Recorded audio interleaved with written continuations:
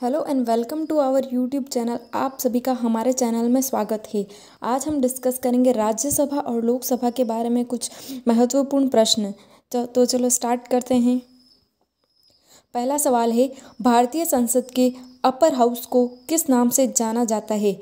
ए Rajya Sabha, B विधानसभा, सी लोकसभा या D house of Lords. तो भारतीय संसद के अपर हाउस को राज्यसभा के नाम से जाना जाता है।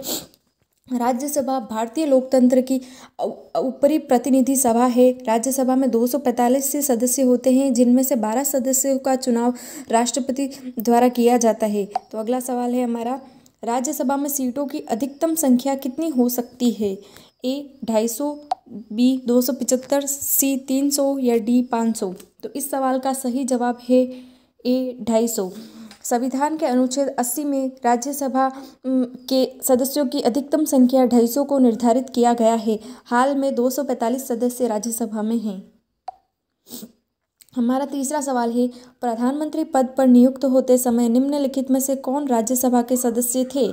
ए इंदिरा गांधी, बी इंद्र कुमार गुजराल, सी डॉक्टर मनमोहन सिंह या डी उपयुक्त में से सभी। तो इस सवाल का सही जवाब है डी उपयुक्त में से सभी, क्योंकि ऊपर दिए गए तीनों ऑप्शन जब प्रधानमंत्री पद के लिए नियुक्त हुए थे तो ये सभी राज्यसभा के सदस्य थे।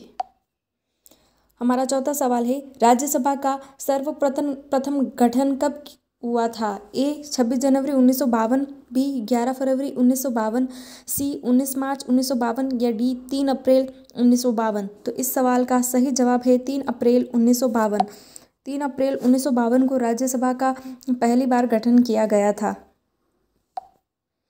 पांचवा सवाल है, राज्यसभा के सदस्यों को नामित करने का अधिकार निम्नलिखित में से किसको है? ए राष्ट्रपति, बी उपराष्ट्रपति, सी न्यायपालिका या डी लोकसभा। इस सवाल का सही जवाब है ए राष्ट्रपति। राष्ट्रपति द्वारा संसद में 14 सदस्य मनोनीत किए जाते हैं। इनमें से 12 राज्यसभा और 2 लोकसभा में नियुक्त किए जाते हैं।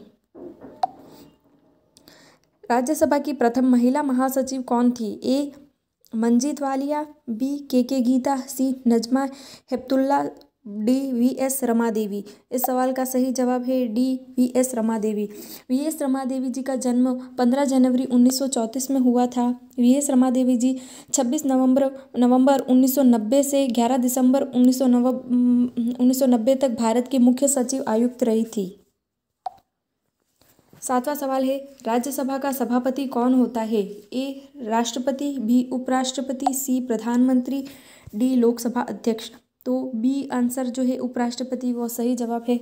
भारत के उपराष्ट्रपति का पद देश का दूसरा सर्वोच्चतम संवैधानिक पद है। इनका कार्यकाल 5 वर्षों तक का होता है। हाल में जो उपराष्ट्रपति है वेंकैया नायडू जी, ये ही अभी राज्यसभा के उप सभापति है। राज्यसभा के सदस्य चुने जाते हैं। ए 4 वर्षों के लिए, बी 5 वर्षों के लिए, सी 6 वर्षों के लिए या डी 3 वर्षों के लिए।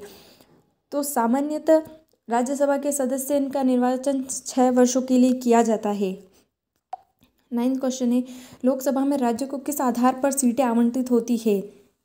ए जनसंख्या, बी क्षेत्रफल, सी गरीबी या डी भाषा। तो इसका आंसर है ए जनसंख्या। जनसंख्या के आधार पर ही लोकसभा में राज्यों को सीटें आवंटित की जाती है। जैसे कि उत्तर प्रदेश जो है देश का सबसे अधिक जनसंख्या वाला राज्य है, तो उत्तर प्रदेश में सबसे ज़्यादा लोकसभा की सीटें हैं।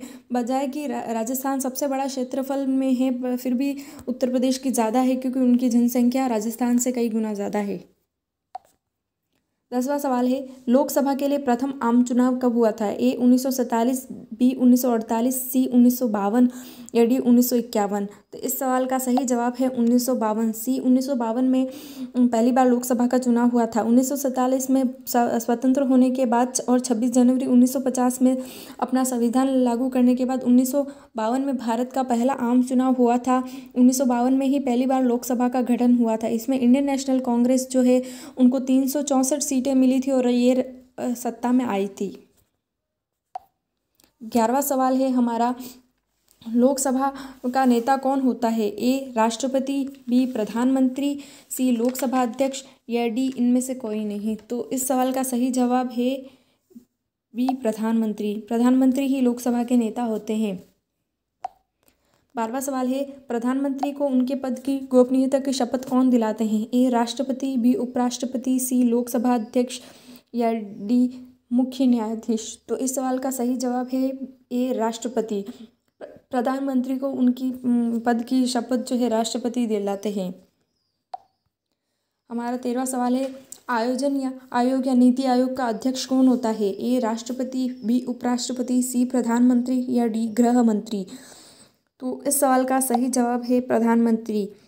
नीति आयोग यानी कि भारतीय परिवर्तन संस्थान है, और इंग्लिश में बोले तो national institute of transforming India, इसका गठन 1 जनवरी 2015 में हुआ था। नीति आयोग का जो कार्यपालक देश का प्रधानमंत्री होता है। हमारा अगला सवाल है, संविधान में की 8वीं अनुसूची में सम्मिलित भाषाओं की संख्या कितनी है? ए 19, बी 18, सी 22 या डी 16। तो इस सवाल का सही जवाब है बी 22। भारतीय संविधान की 8वीं अनुसूची भारत की भाषाओं से संबंधित है। इस अनुसूची में 22 भाषाओं को शामिल किया गया है। हमारा आखिरी सवाल है, भारत की राजभाषा है?